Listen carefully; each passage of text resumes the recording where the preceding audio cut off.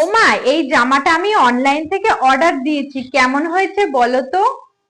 জামাটা তো দেখতে খুব সুন্দর হয়েছে। কত টাকা দাম নিল রে? ওই দুই। মা যদি জানতে পারে এই জামাটার দাম 2000 টাকা, মা তো আমাকে খুব মারবে।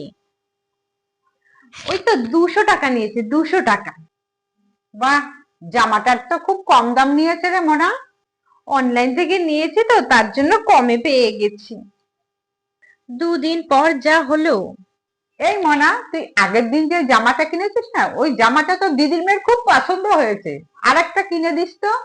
এই রে, ওই একটা জামার দামই তো 2000 টাকা ছিল, এখন আমি এত টাকা পাবো কোথায়? আর মাকেও যদি বলি, মাও তো আমাকে খুব বকা দেবে। কি বিপদে পড়লাম আমি। 1 সপ্তাহ পর তো দিদির মেয়ে আসবে, তখন আমি ওই জামাটা ওকে দেবো। এই রে, মাকে মিথ্যে কথা বললে তো আমি খুব ঝামেলায় পড়ে গেলাম। কি যে করি এখন কিছুই তো বুঝতে পারছি না। আর সত্যিটা বললেও তো আমি বিশাল বকা খাবো। কেন যে আমি মাকে মিথ্যে কথা বলতে গেলাম, হয়ে গেল আমার।